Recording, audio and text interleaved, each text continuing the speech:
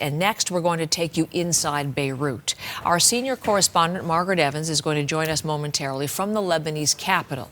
And it will be our first reporting from Beirut since the escalation in the conflict between Israel and Hezbollah. But what we're going to hear in the next few hours from Israel's prime minister could signal what happens there next. Good to see you. Thank you for receiving me. It's a pleasure. That's Benjamin Netanyahu, in New York already and set to speak to the United Nations this morning. He met yesterday with Serbia's president, and they talked about a Serbian-Israeli hostage in Gaza. Some of Netanyahu's key ministers are rejecting it, but he has yet to rule out formally, publicly, this ceasefire proposal put forward by the U.S. and France and signed by a number of other allies, including Canada. In a statement this morning, Netanyahu's office says Israel shares the aim of securing its northern border and appreciates the new diplomatic effort. The White House says U.S. President Joe Biden has not yet spoken with Netanyahu. The Biden administration is certainly facing fresh questions about whether Israel will accept the call to halt fighting for 21 days. What I can tell you is that statement we worked on wasn't just drawn up in a vacuum. It was done after careful consultation, not only with the countries that signed on to it, but Israel itself. There's no response either from the leadership of Hezbollah, so we will watch for that too. But this morning, an Iranian-backed militant group is targeting Haifa. That's a city in northern Israel. Israel's military says air defenses intercepted the incoming rockets. And in a new escalation, Houthi militants, also backed by Iran, in Yemen, fired a missile at Tel Aviv. Israel says it intercepted that too. So this morning, Lebanese officials say 25 people have been killed in the latest Israeli airstrikes, and there are now nearly 800 dead since Israel began its intensive strikes on Hezbollah targets on Monday. UN officials say 30,000 Lebanese citizens have crossed into Syria to escape this new fighting, and that within Lebanon, at least 90,000 have been forced from their homes this week. It is an incredibly critical week, and our senior international correspondent, Margaret Evans, is in Beirut to cover it for us today. Margaret, it's so good to see you. As I mentioned, our first opportunity to have live reporting from inside the country of Lebanon, inside Beirut. There have been airstrikes, Margaret. There have been scenes of panic in the city. We have seen a huge wave of frightened people arriving this week and trying to flee the areas where there has been fighting. What have you seen as you've arrived in Beirut this week? Well, I don't know if you can hear behind me. You can hear the traffic on the streets below, but it's certainly a lot less than normal, which means that people are staying home or have left the city. We arrived last night on a flight that was far from full. More people are trying to leave than trying to get into Lebanon and to Beirut in particular right now. And again, the streets kind of empty for a city of this size.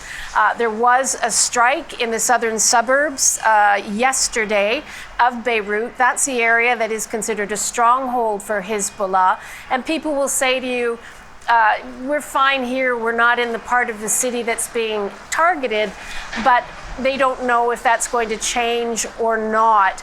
This morning, we heard a couple of sonic booms when you hear Israeli jets breaking the sound barrier. That can be really frightening for people. We were standing with a group of women inside a building when that happened. They all ran outside. It mimics the sound of an explosion. It's something that in terms of psychological warfare can be very effective. So I'd say that the sense is subdued for Beirut. And of course, as you say, the impact of people coming into the city, bringing with them that fear and the real sense of dread about what might be coming next. And especially yesterday after these talks, you know, the Americans almost saying that they had an agreement for a ceasefire in this part of the conflict, the Hezbollah, Israel, and of course that appearing not to be the case or anywhere close to it as far as we know at this point.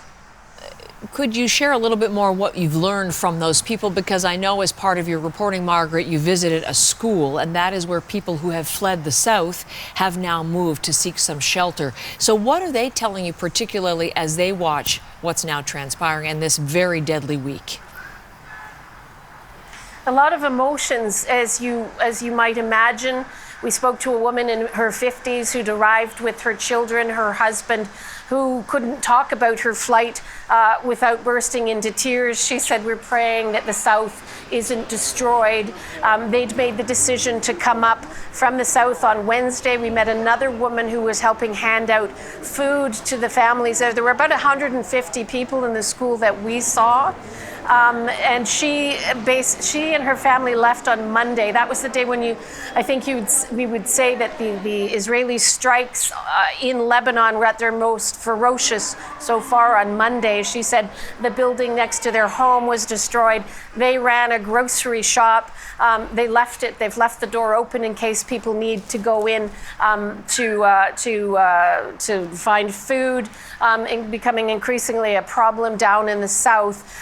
She said she didn't believe that Hezbollah should be asked to stop, firing missiles at Israel unless Israel agrees to a ceasefire and to stop striking in Lebanon. This particular school was run by Amal, which is a political movement here, a political party, mainly Shia. It has an alliance with Hezbollah, but the people there said they were from all over the country. And, Lebanon is very divided along sectarian lines, but you do see people here very united in their opposition to Israel, coupled with fear that things are only going to get worse. Well, let us look to what may yet be to come, because we're hearing from Lebanese officials, Margaret, appealing to the United Nations for an international effort to end this conflict.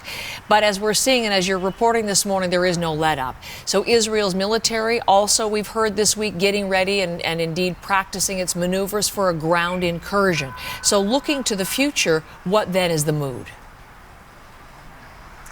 Again, it's extremely grim. As you say, Lebanon last night at the United Nations, the Lebanese foreign minister actually said to people gathered that he believes that this conflict and the airstrikes that Israel is now inflicting on his country actually threatens its very existence.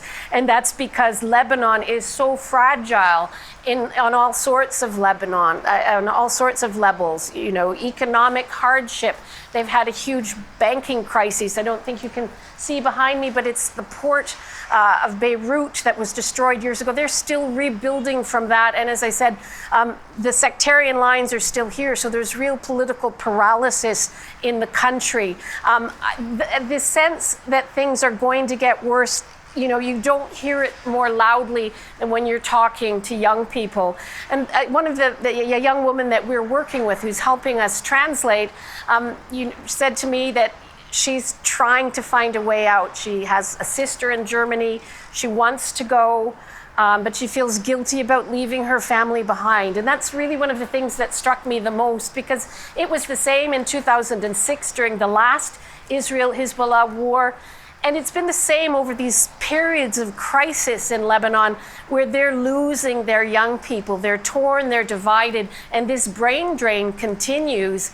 And I think that's the real sense of things taking hold. People will say, I hope it doesn't go that far.